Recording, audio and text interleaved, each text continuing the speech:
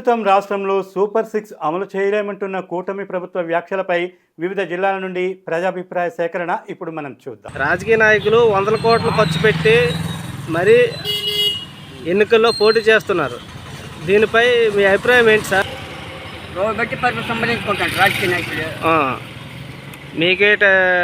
మీకు ఏదైనా కల్పించట్లేదా? ఎక్కడ ఏ షాప్కి వెళ్ళినా తక్కువ శాలరీ వేస్తుంటే 4,000 5,000 ఎక్కువ లేదు. లోన్ ఇస్తే లోన్ కూడా ఇస్తుంటే కట్టుకోండి. అదే. Okay, thank you sir.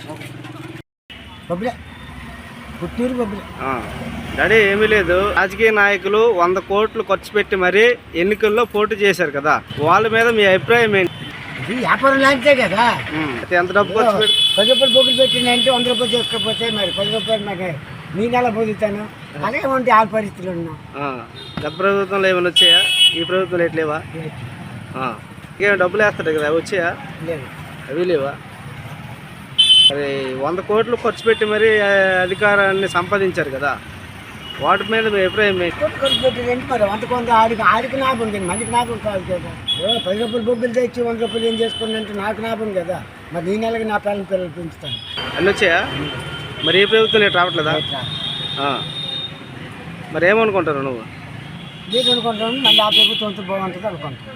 Jagan ప్రభుత్వం వస్తే మళ్ళీ బాగుంటుంది. మరి అంతే కదా, అన్నం పెట్టినాడు ఆశపడతాను. కానీ మన ఇంటి రేటు 100 కోట్లు కట్టలేవు కదా, భూములు ఆస్తి రేట్లు లేవు కదా.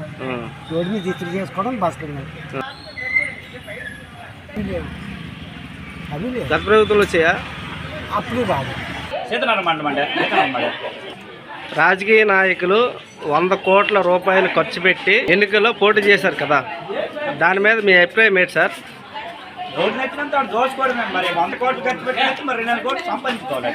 అదే జెన్యూన్. అదే ఎక్కడైతే అవునా, మా పన్నెండు జిల్లాలో అవునా, లేకపోతే చిత్రాలు మండలం ఎక్కడైతే అవునా 100 కోట్లు సంపాదించుకోవాలి. నాయకులు సంతకం కోసం పెడితే ఇస్తారా, ఇల్లు కావాలని చెప్తారా?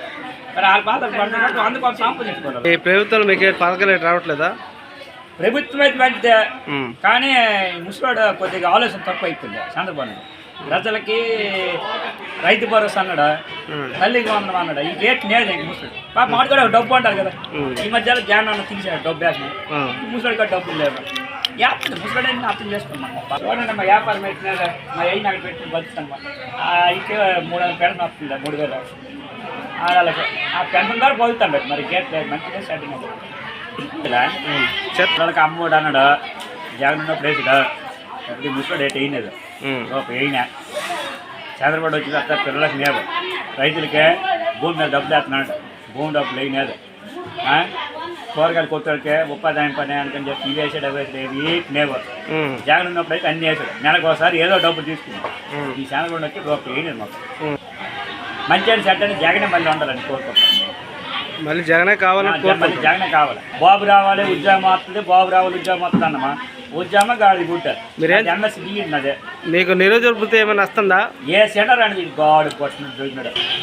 ఏ ప్రభుత్వం వచ్చిందా కనీసం ఏ పథకాలు లేవండి. మాకు ఏ పథకాలు లేవు. రైతు అనేవాడు కేజీ 22 కేజీలు ఎక్కితే ఒక టమాటా పూలు ఎక్కితే 10 రూపాయలు కేజీ వేస్తుంది. ఇక్కడ అక్కడి నుంచి ఏరుకొని వచ్చే 2 కూలీలు పెట్టుకొని టమాటా పూలు ఏరుకొని వచ్చే ఆటో 30 పోతుంది. ఇక్కడ ఆశీడికి 10 పోతుంది, 60 రూపాయలు పోతుంది. మళ్ళీ ఇట్టే ఛార్జీకి ఒక 20 రూపాయలు పోతుంది, 80 రూపాయలు పోతుంది. 22 కేజీకి 210 రూపాయలు ఇస్తాండి కేజీకి. 120 రూపాయలు కేజీ టమాటా పూలు. అప్పుడు నాకు ఛార్జీలే 110 రూపాయలు అయిపోతుంది. గేట్ దిగితే ఈ ప్రభుత్వం దరిద్ర ప్రభుత్వం మాకు వద్దు. ప్రభుత్వం ఈ ప్రభుత్వం మాకు వద్దండి. Okay, thank you sir. Thank you.